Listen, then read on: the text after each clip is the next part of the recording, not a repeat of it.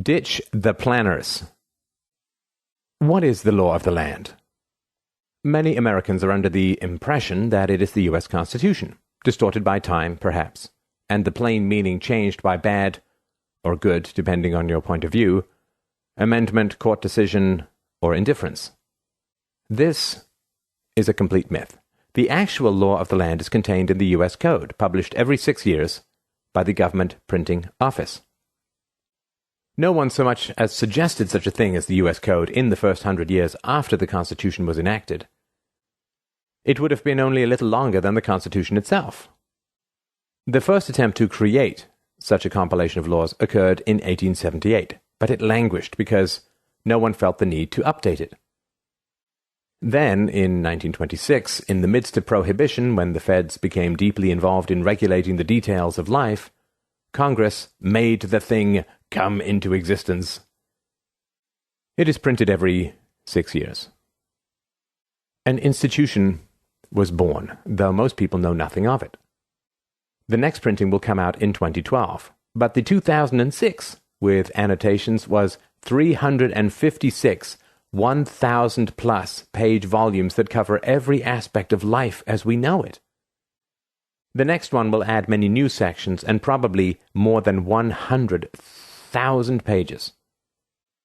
This is America's central plan, our own Gosplan, so to speak, and it is as elaborate and detailed as any set of laws that have ever governed any society in the history of the world.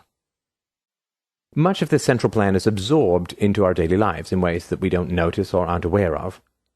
This is supplemented by an additional layer of state and local regulations that have been pushed on these governments by higher government, or that grew up from within to adapt the central planning ethos to the particular circumstances of place and time. The effect is the same. Life amidst an impossibly tangled legal thicket that grows more elaborate and complex by the day. It defies human comprehension, but it is not without human effect. Every aspect of our lives is subjected to it, from birth to death.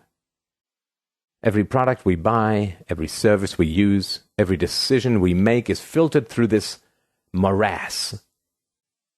You can try this on your own by going to the online search engine and typing in anything from chicken stock to funerals and observe the state at work, managing the whole of life as we know it in the most minute detail one can imagine.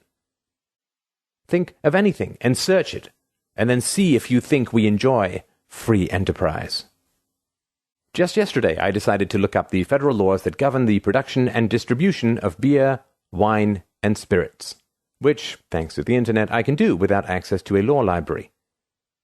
I immediately found myself swirling in an incredible maze of dictates and demands governing who can produce and under what conditions, how they must sell and to whom, what taxes apply and when, what warnings must be affixed to every product, and even the shape of the bottles that can be exported and imported. Even if I had a month to do it, there was no way that I could read all that, much less understand it all. Of course, this is just the beginning. We are told when our kids should start school, when they are to learn to read and write, when they are to graduate from high school and under what conditions, at what point we can go to work and what we can be paid, what kinds of jobs we can accept, and what we can be asked to do at them. Our speech at the office is controlled, as are the words that we can speak in any public setting such as radio and television. Every one of our home appliances is heavily regulated, mostly with the goal of making them perform more poorly than manufacturers would otherwise have them perform. How our mattresses are made, where we can purchase them from, what materials they have in them, and how they are labeled are regulated to the nth degree. So it is with all our groceries, our trash pickup, our water use in our home, and how all things that are involved in each of these is constructed, distributed, and used. Our work lives are governed in great detail. Coffee breaks, lunch breaks, hours per week, and the things we are allowed to think and say about others. Literally, every aspect of life is touched in some way by this enormous apparatus. In the world of computer code, legacy code that is no longer useful and ends up only making the program work more slowly is called cruft. All coders know that they must first get rid of the cruft if they are going to create clean and efficient code going forward. So it is with government regulations. They choke off the functioning of society in its biggest and smallest parts. They prevent development in ways that we don't see. They are hugely costly, again, in ways we can't see, because, as Bastiat says, it is impossible to quantify the products and services we don't have or otherwise see the ways life would be different in the absence of such controls. Adding to the grim reality is the perverse irony that the whole of this code craft came about in an age when the whole of our lives were restricted by physical space and time. The world has changed, and today we rely heavily on digital information and products.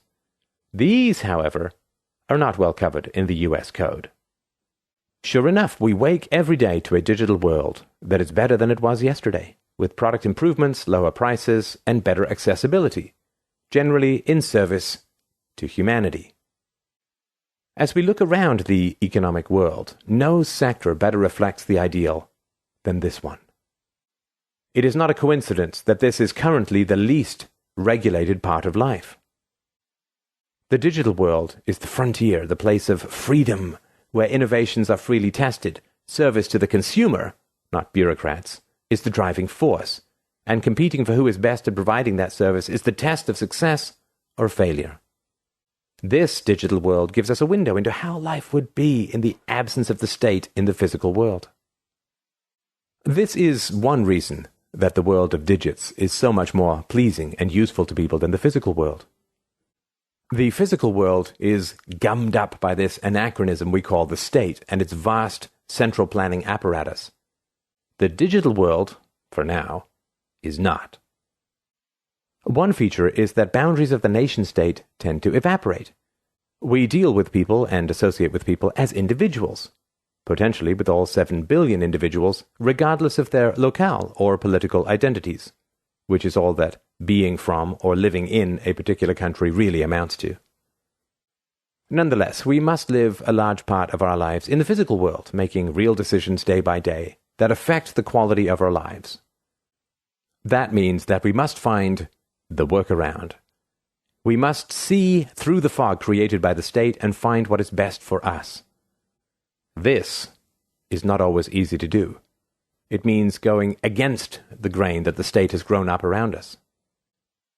For example, it might mean that we should find a way to homeschool rather than send the kids to public school. We have to hunt for loopholes in the law that permit us to do that.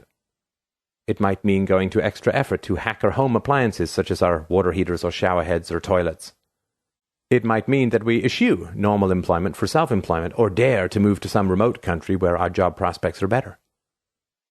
It might mean rejecting welfare, refusing to retire when the government tells us to, or embracing a faith that is out of the mainstream.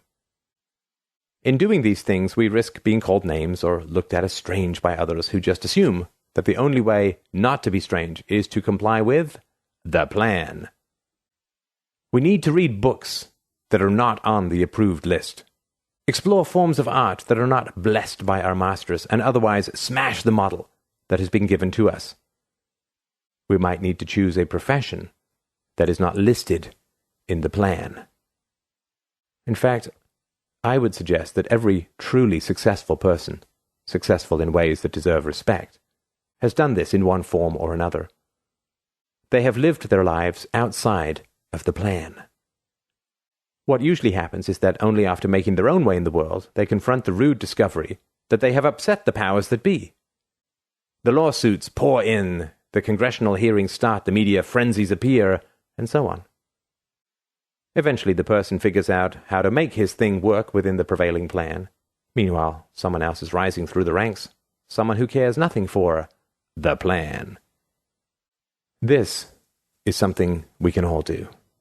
It can start at a young age. It can continue all through life. But the first step is to see the plan for what it is. The plan not only violates our liberty and contradicts the whole theory of freedom, which is that society can manage itself without government controls, but it causes ossification of the social order and our personal lives. There is no predetermined way to get around it. That requires creativity, plus lots of trial and error. The question presents itself: if enough people reject the plan, Does the plan still exist? It will always exist on the library shelves and in the search engine for the U.S. Code, but in our own choices and in our own ways, we can all make a contribution to making the plan less relevant for the functioning of our lives.